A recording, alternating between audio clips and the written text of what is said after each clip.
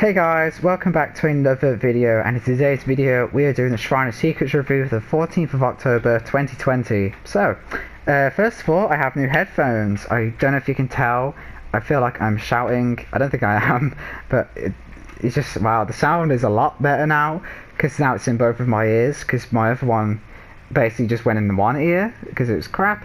Yeah, now I have like a little mic next to it as well, and it actually goes in both my ears, and the sound is a lot better just playing games, and especially this one. So let me know if you hear any difference, but hopefully my voice will be a bit more clearer now. Also, I have my cough still, so don't worry about that. Other than that, we're just doing the normal scheduled programming. This is where we go over the Shrine of Secrets. There's 2 killer perks and 2 survivor perks. We'll go over what they do, what characters they come with, how they change to different tiers, and if it's killer power, does it work with any certain killer power. I mean killer perk, if it goes well with any killer power, that's what I meant. And at the end I'll give my thoughts on which ones you should put your shards towards. Keep in mind, I don't always recommend getting them if they're just bad perks, or just ones you could just might as well just get blood points. Because I would only say get perks on this that are DLC ones that you have to pay for, because then it just saves you having to buy the character and then use even more blood points just to level that up. It's easier just to buy it here. So without further ado, we're going to get started. I really feel like I'm shouting, but I don't think I am. So first of all, we have Buckle Up, which is a Ash perk, and this is really bad.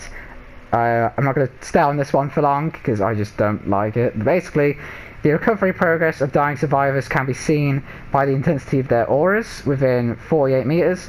This is similar to the Wraiths add-on, and also I think Legion has an add-on like this, where you can see gen auras, and then determining, well, based on how intense the aura is, you can see how much progress it has.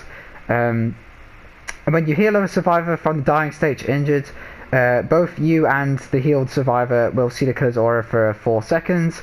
This goes up to 5 seconds at tier 2 and 6 seconds at tier 3.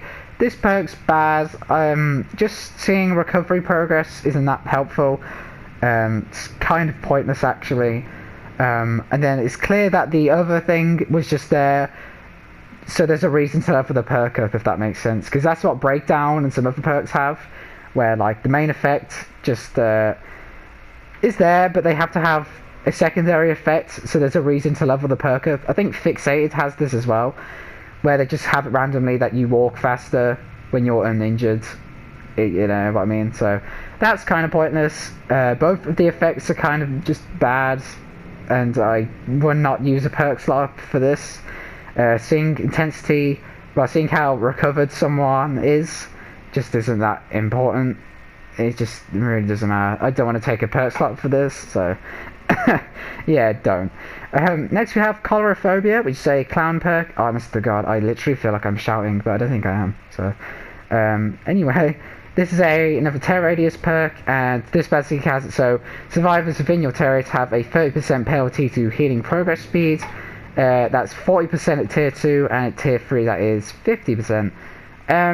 Again, I say this a lot, I'm not really a fan of tear radius perks. This one especially feels really pointless. It just, I literally use this for Adept Clown and nothing else. So, I would not use this again. I feel that this is going to be a short video. Just use Unnerving. Unnerving's my favourite, I think. It's changed a lot around, but I think Unnerving is still the best one to use. And I think healing progress penalty to healing speed. I explained that really awkwardly. Yeah, I don't think it's worth bringing in. Again, you can feel free to combine it with like Distressing and like Thanatophobia and like Sloppy Butcher or something. Other than that, for serious matches, I wouldn't see where this would help in any way. Again, I really don't use this, so sorry.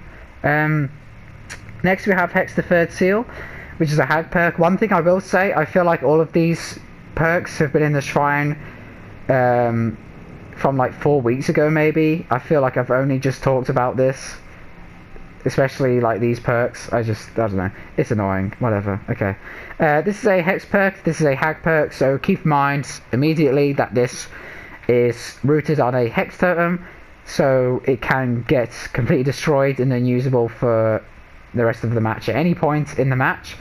This basically has, so the blindness stats effect is transferred onto every survivor you hit.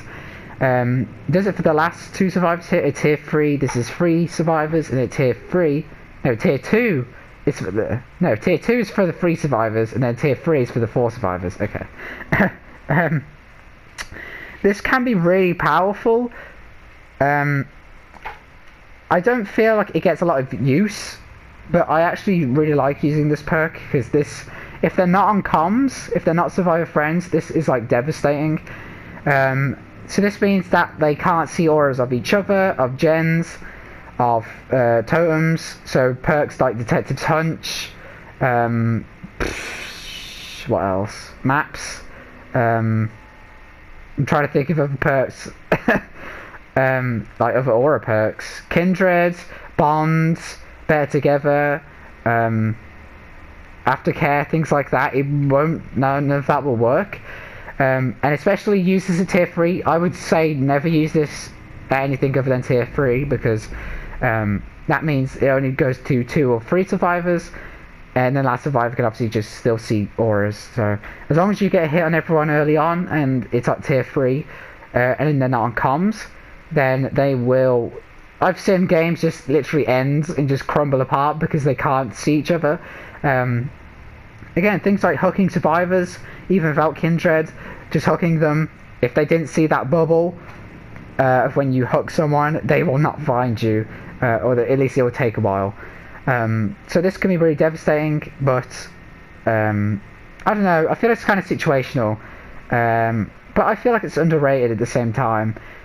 Also as a hex perk, obviously, to keep that in mind, it can get destroyed at any time. But yeah, don't really have anything else to say. Finally we have Sprint Burst. Again, I will not stay on for long for this because I feel like I've only just talked about these. Also, I'd say most people know how strong this perk can be. This is an exhaustion perk. This is Meg Thomas perk as well, by the way.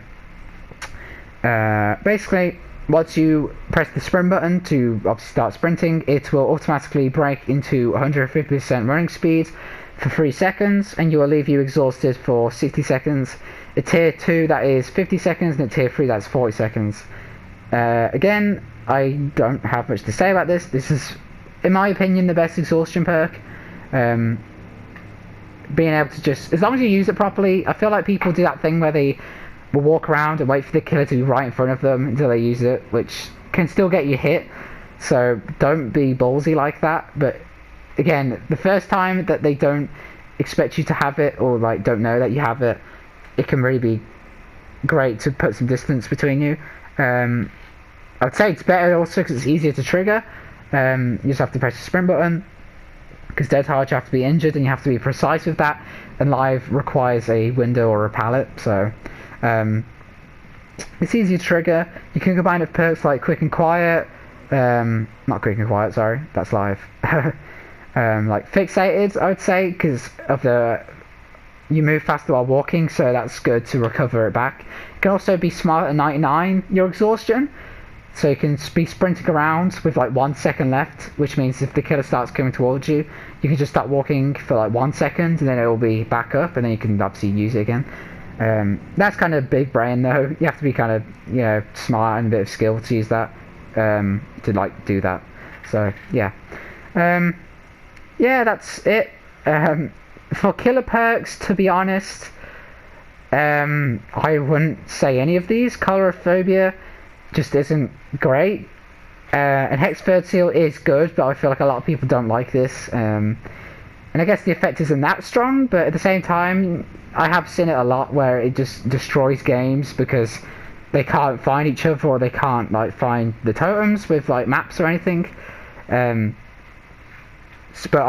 yeah, again, it's one of those, it's good, but like I don't use it a whole lot. I understand that people don't want to use a perk slot for this, so I wouldn't say get any of these. And for Survivor, I will again also say not any of these, because Sprint Burst is with Meg, which you can just level up anyway. And Buckle Up again just is not good. It's not good enough to warrant a perk slot. So that was a quick video, I will assume. Make sure to follow my Twitter at @elbrabbing. I hate plugging myself like that, but I do post a lot on there about why I don't upload, and like if plans are changing or whatever, or if the Shrine Review's not coming out on the day it's supposed to, just things like that. Other than that, I'm still a bit busy. I'm hoping it's half term soon, so I'm hoping to get a stream where I try Adept Flight. That'll be fun, look forward to that. And maybe some commentary videos, maybe once the changes come out next week. I assume it's next week, for the perk changes, and I think some Pyramid Head rework slightly. Also maybe some map updates, but I don't know. So guys, that was it for this video. I hope you enjoyed. Yeah, I'll see you in the next one.